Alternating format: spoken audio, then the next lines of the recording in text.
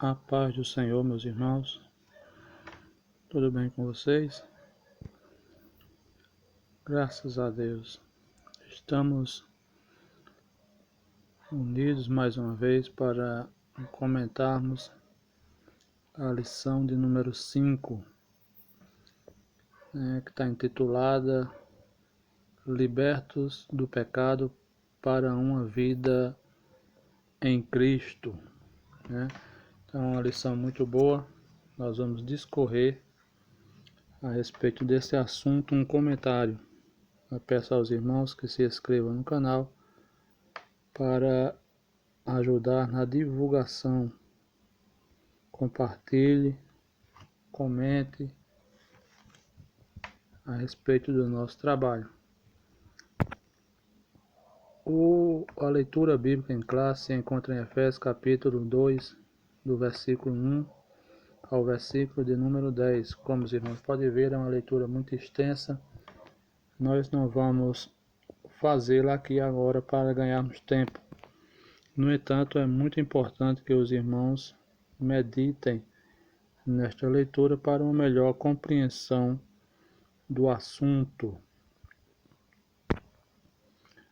O texto áureo, ele se encontra em Efésios capítulo 2, e os versículos 4 e 5, que diz: Mas Deus, que é riquíssimo em misericórdia, pelo seu muito amor com que nos amou, estando nós ainda mortos em nossos delitos, e nos vivificou, juntamente com Cristo, pela graça sois salvos.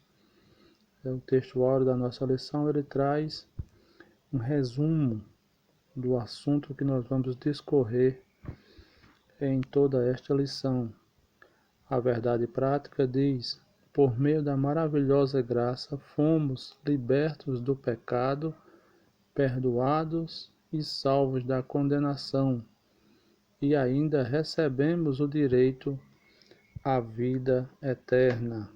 Interessante falarmos aqui que esse direito é vida eterna, e não eternidade. Eternidade é um atributo divino. Eternidade é para quem não teve nem começo e nem teve fim. O ser humano, ele não tem eternidade, ele terá uma vida eterna. O objetivo da nossa lição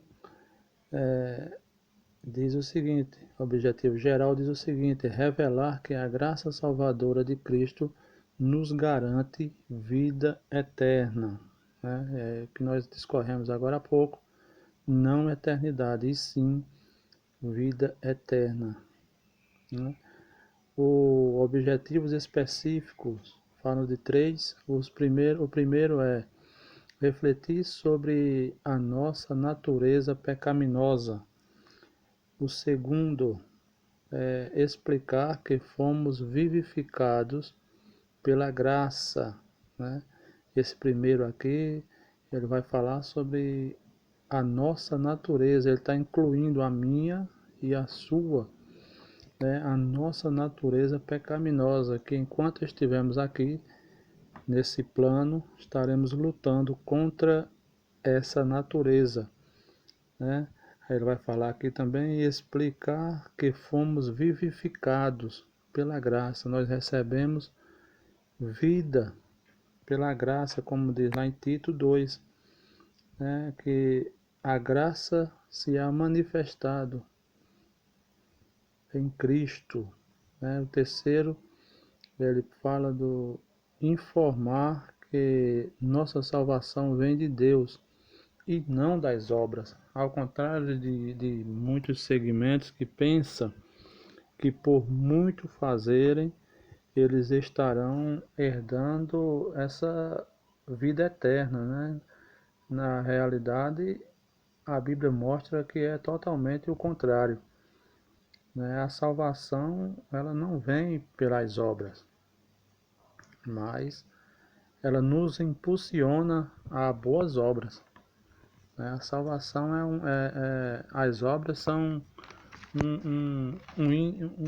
algo que prova que temos uma nova natureza, que fomos uma nova criatura. Então tudo isso aqui, irmãos, nós vamos discorrer, né?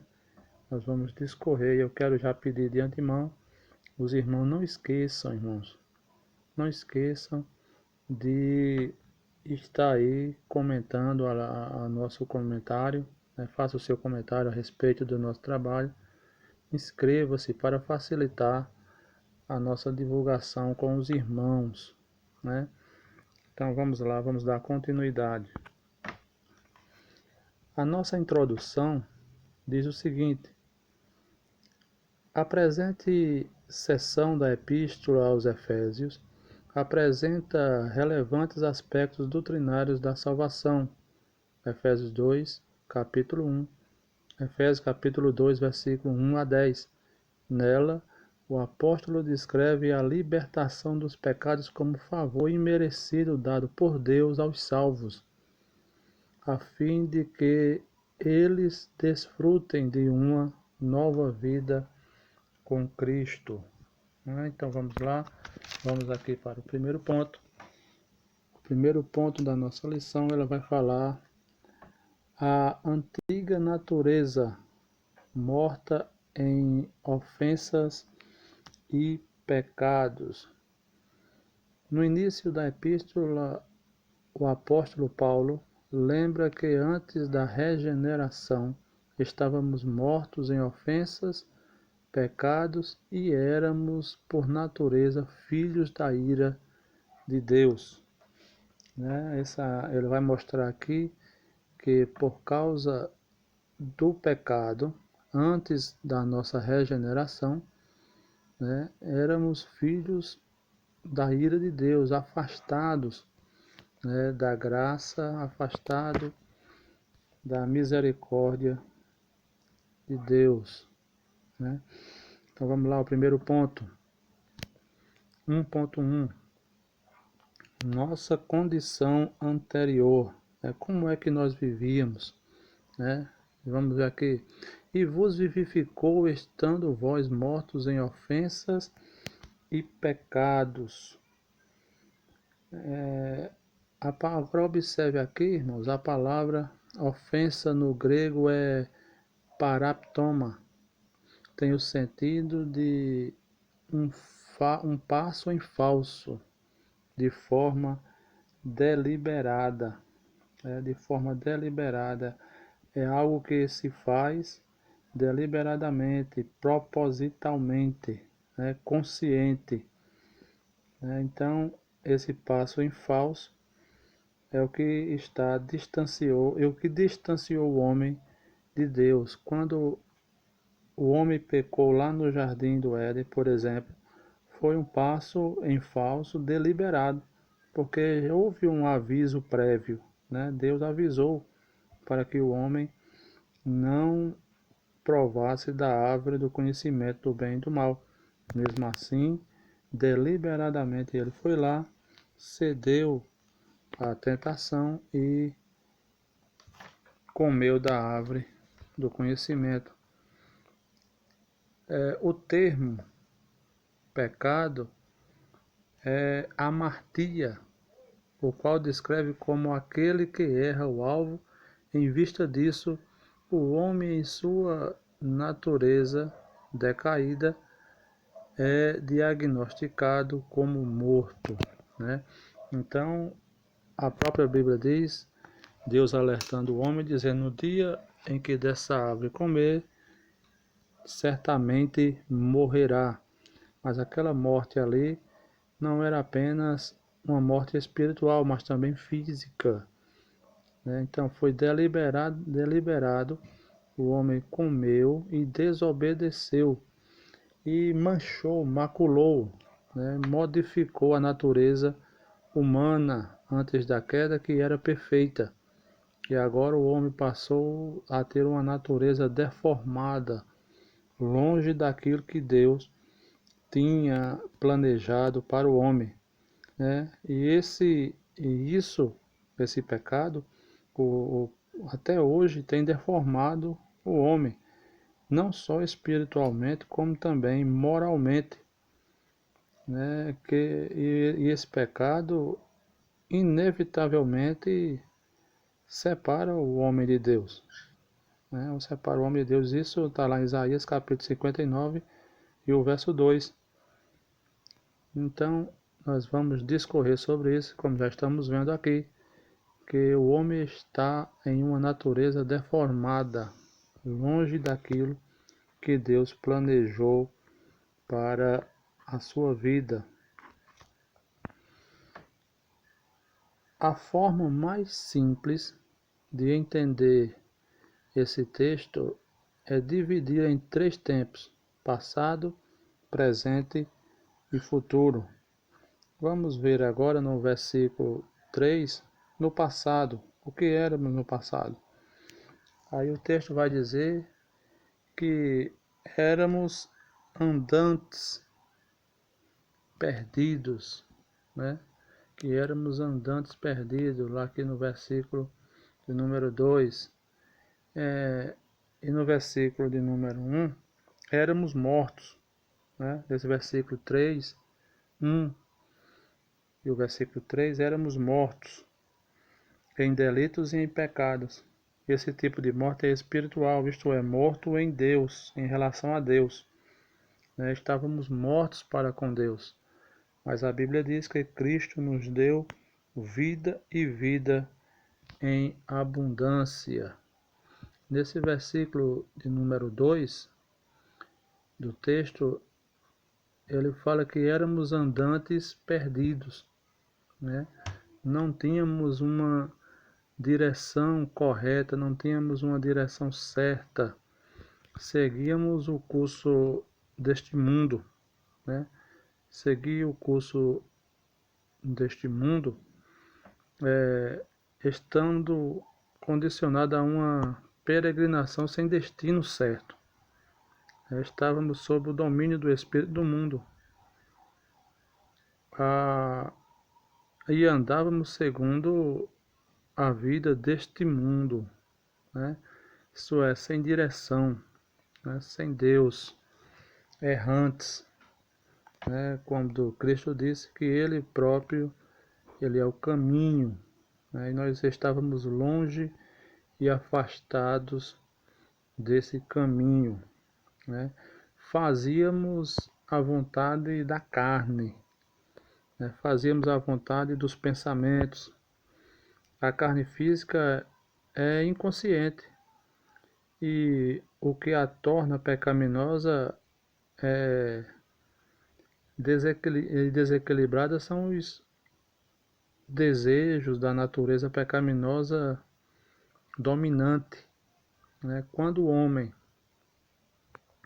se deixa dominar pela sua natureza pecaminosa, aí sim ele começa a fazer os desejos, né, da carne, a concupiscência da carne, a concupiscência dos olhos, e isso vai, por consequência, levar aqui até o versículo de número 3 ainda, essa parte do texto, quando ele diz assim: éramos por natureza filhos da ira de Deus, né? Filhos da ira de Deus. Vários outros textos da Bíblia fornecem a mesma ideia, que a expressão filhos da ira, por exemplo, filhos da desobediência, Efésios 2:2, filhos da morte, segundo Samuel 12:5, Salmo 79:11, filhos da perdição, João 17:12, e filhos do inferno. Tudo isso está relacionado a esse mesmo sentido, né? O mesmo sentido, é o filhos da ira de Deus. Uma pessoa crente que se deixa dominar pelas concupiscências da carne, obriga o Espírito de Deus a retirar-se do seu interior. E automaticamente a ira de Deus se manifesta contra essa pessoa. E ele passará a ser filhos da ira, né? Filhos da ira. Era a situação que nós estávamos, né? Mas essa parte aí é no passado. Vamos ver agora no presente, tá? Do versículo 4 ao versículo de número 6. No versículo 4 ele começa dizendo assim: somos filhos da misericórdia, mas agora somos filhos da misericórdia de Deus. Mas Deus, que é riquíssimo em misericórdia, nos dá uma visão maravilhosa do novo estado espiritual para cada salvo. E essa parte aí, esse texto, né, ele vai dar essa visão, né, de um novo estado espiritual que agora nós alcançamos, como diz lá em Romanos: agora em Cristo, quem está em Cristo, nova criatura é. As coisas velhas passaram e tudo se fez novo, né? Essa palavra misericórdia tem um significado bem mais rico do que aquele que conhecemos, né? Então é algo que é maravilhoso para as nossas vidas, né? E com isso, quando ele vai falar aqui, ele diz assim: ó, temos uma nova cidadania celestial, no versículo de número 6, né? Lugares celestiais, indica o nível fora deste mundo, fora desse sistema, né? É um nível mais elevado que nós alcançamos, né? Espiritualmente é um nível mais elevado. Nós vamos dar continuidade aqui. Nesse ponto aqui, irmãos, 1.2, nós vamos tratar aqui também dentro desse mesmo parágrafo aqui, porque é um assunto que ele está correlacionado, 1.1 e o 1.2, eles estão correlacionados, porque o 1.2 ele vai falar assim, no título ele vai dizer nossas ofensas e pecados, né? Ele está falando aqui da conduta, né? Da conduta que nós tínhamos em outro tempo, né? A má conduta em que no outro tempo andaste, é assim que está escrito. E é descrita por Paulo por meio da metáfora do ato de andar. Isso refere-se às atitudes erradas da vida passada, do salvo antes da regeneração. Por exemplo, andaste, a palavra andaste, observe aqui que está no segundo o curso deste mundo, andaste segundo o curso deste mundo, ou seja, das práticas mundanas do sistema satânico, por exemplo, da imoralidade. Devemos entender, irmão, quando a gente lembra aqui da imoralidade, devemos entender que o apóstolo ele está escrevendo essa carta para, mesmo sendo crentes, agora eram cidadãos de uma cidade promíscua, né? A cidade de Éfeso, segundo alguns historiadores, era uma cidade promíscua onde havia muita imoralidade, decorrente do templo que foi erguido nessa cidade, dedicado à deusa Diana, né? E isso era tão forte dentro da cultura da cidade que ela ficou conhecida como a Diana dos Efésios, né? Aí Paulo agora vai falar o curso, né, desse curso que andavam, né, tomando o curso deste mundo, né, das imoralidades, né, andaste segundo o príncipe das potestades do ar. Isso indica que os agentes malignos têm a capacidade de influenciar os homens incrédulos e desobedientes. O que é interessante aqui, irmãos, e que vale salientar, é que não somente os homens incrédulos podem sofrer influência maligna, viu? Muitos crentes têm sofrido influência maligna, não somente hoje, mas desde os tempos bíblicos. A exemplo de Ananias e Safira, o apóstolo Pedro repreende Ananias quando ele vai trazer a oferta, o dinheiro da herdade que ele vendeu, e escondeu a metade, né? E Pedro repreende, dizendo: por que fizeste isso? Não mentisse a mim, mas mentisse ao Espírito Santo. Ali foi uma influência demoníaca na vida do, do irmão, né? Na vida do crente. Então devemos ter cuidado e observar, irmão, conhecer a voz do inimigo, para que a gente não esteja sendo influenciado pelo inimigo, né? Andávamos fazendo a vontade da carne, né? Isso aqui é o que a gente estamos falando, que andávamos fazendo a vontade da carne e dos pensamentos. E esses pensamentos estão inclusos aqui, os pensamentos pervertidos, né? E a prática de todos os desejos desordenados da carne. Então, o ser humano tem essa facilidade de procurar ceder à carne, né? Viver uma vida desregrada, mas a Bíblia nos orienta a andar pelo caminho estreito, né? Andar pelo caminho mais difícil, andar na contramão do curso desse mundo, né? E nós vemos que, como resultado disso, éramos filhos da ira, isto é, condenados e desprovidos do favor divino. Está lá em Efésios, no versículo 4 a 18, né? Era desprovido desse favor divino. Então, mas a Bíblia vai falar para nós o que seríamos também no futuro, né? Nesse futuro, a Bíblia diz que a palavra de Deus nos garante que por meio do sacrifício de Cristo nós fomos regenerados, né? E o que devemos entender, irmão, que essa regeneração é de dentro para fora, né? E não é de fora para dentro.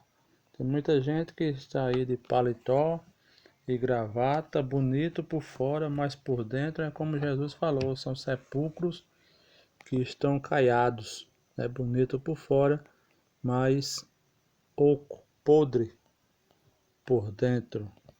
Então, vamos dar continuidade aqui. Vamos para o segundo tópico da lição. O segundo tópico da lição, ele fala vivificados pela graça. Por ato da bondade e misericórdia, estando nós ainda mortos em pecados, Deus imensamente nos amou e por isso nos vivificou por meio da sua graça, né? Peço aos irmãos que tem aqui um erro de escrita, imensamente, né? O irmão corrija aí nesse texto. Vamos lá para 2.1. Alcançados pela graça, pela misericórdia e pelo amor de Deus. Alcançados pela misericórdia e pelo amor de Deus. Após constatar a situação da humanidade sobre a ira de Deus, Deus resolve intervir e executar o plano de salvação.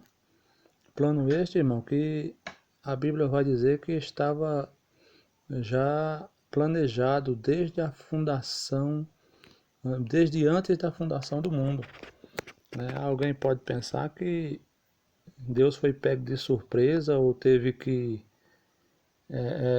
improvisar, fazer algum improviso para não perder para o inimigo, para Satanás, as almas da humanidade. Não. Tudo já estava planejado desde a fundação, desde antes da fundação do mundo. acredito eu que a primeira coisa, uma das primeiras coisas que Deus planejou é a salvação. O diabo não conseguiu pegar de surpresa, nem Deus fez alguma improvisação para salvar o homem. Tudo já estava planejado, né? E esse plano de salvação está baseado no seu amor, né? Como vemos lá em João 3,16, e na sua misericórdia. Observa que a palavra misericórdia, de 4 e 2, versículo 4, 2 e 4, indica compaixão, simpatia para com os indignos. Romanos 11, 30 a 32, essa misericórdia procede do seu muito amor. Nela temos a fonte da salvação, no versículo 8, o meio da conquista da salvação, no versículo 9, o resultado da conquista da salvação, no versículo de número 10. Né? Então, nesse texto aqui, está relacionado todo o projeto da salvação, né? Onde nós encontrávamos sob a ira de Deus, a misericórdia nos alcançou, né? O amor de Deus nos alcançou. O ponto seguinte, 2.2,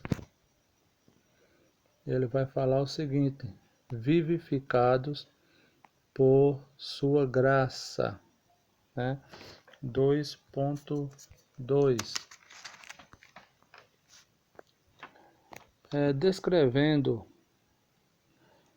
descrevendo as dádivas divinamente concedidas aos salvos, Paulo enfatiza que o amor de Deus nos alcançou, estando nós ainda mortos em nossas ofensas. Ou seja, não merecíamos esse amor, né?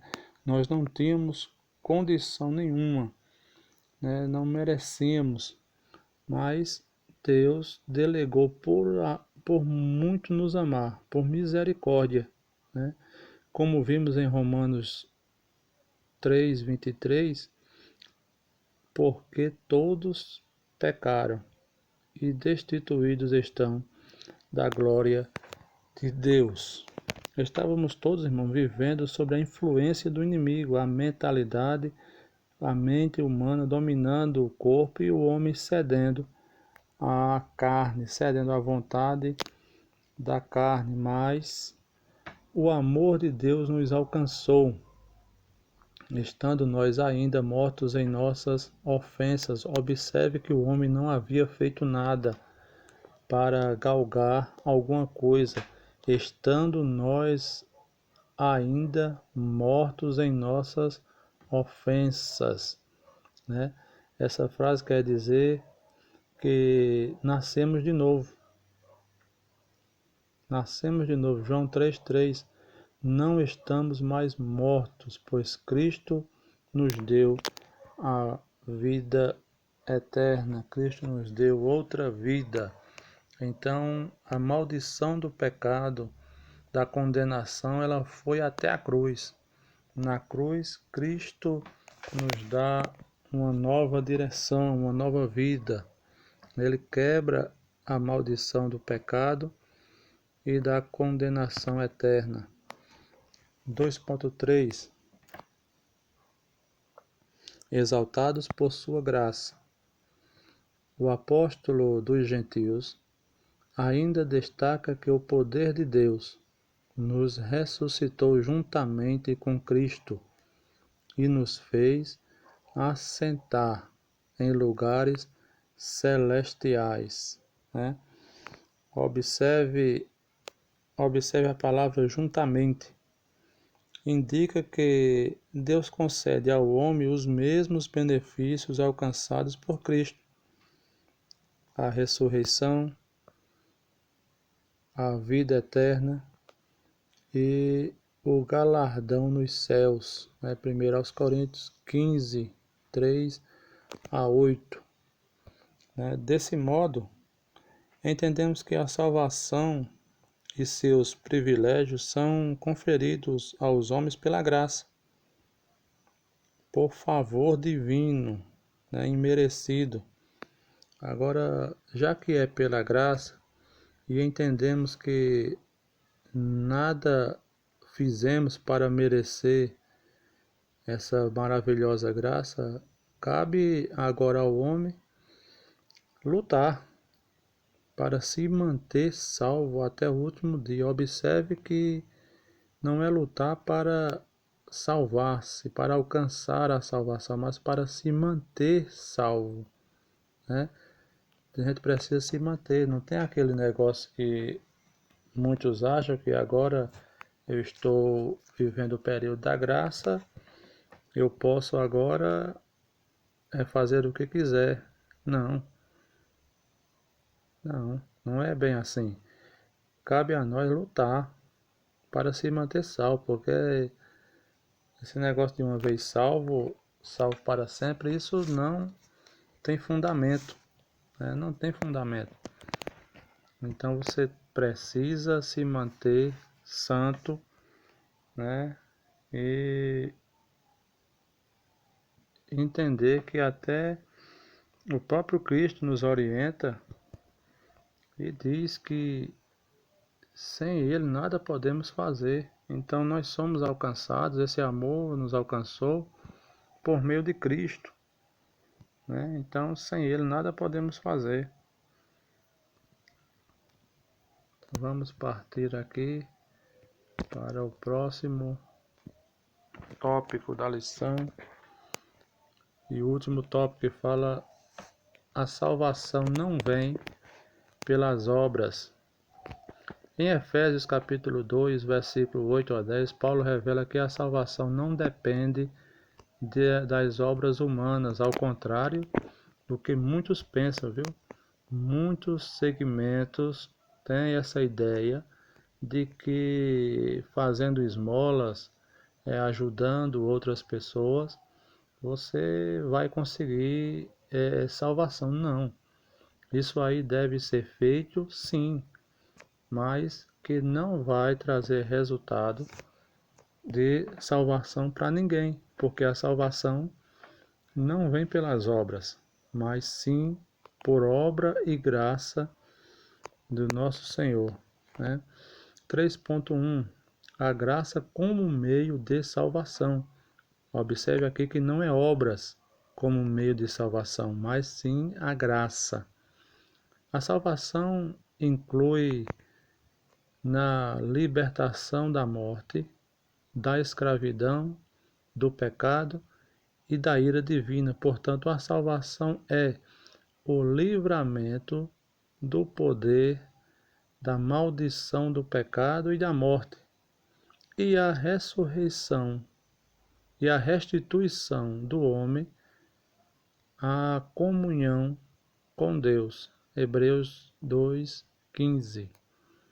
Observa aqui na palavra graça, é a tradução do grego charis, que significa favor imerecido, em Romanos capítulo 3, versículo 24. Ela mostra que a iniciativa para tornar possível a salvação veio da parte de Deus, né? E não dos homens. Então é exclusivamente da parte de Deus. Deus é quem quis salvar a humanidade, baseado no seu amor e na sua justiça, né? Certo que não cabe a nós dizer quem é salvo, quem está salvo e quem está condenado, né?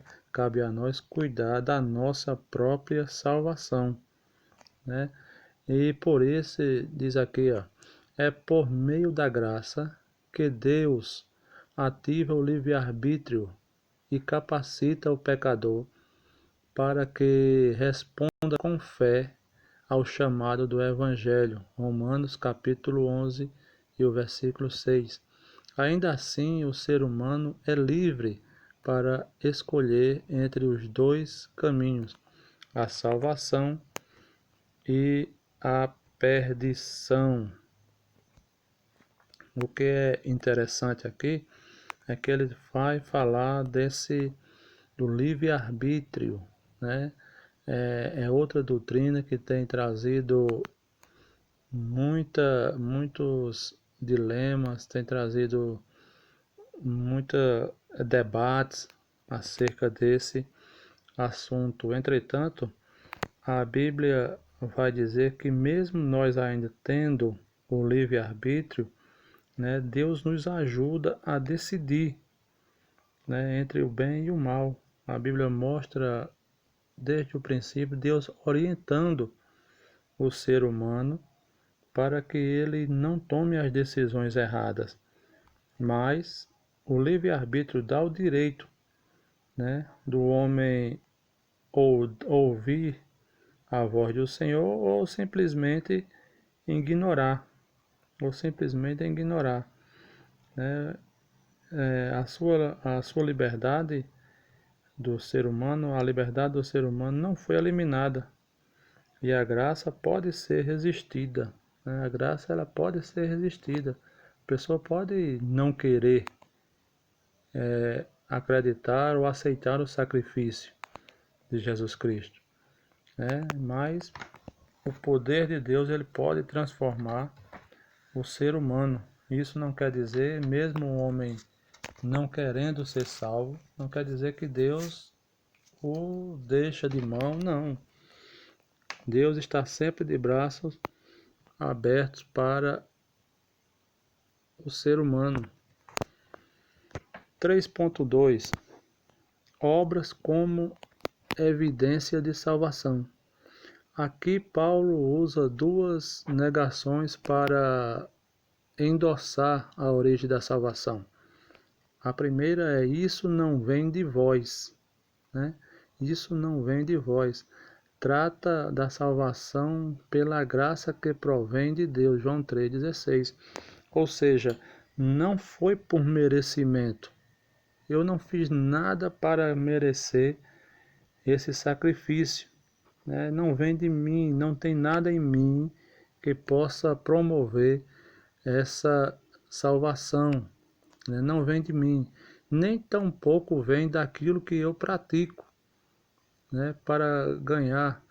Vamos ver aqui, não vem das obras, o que indica não se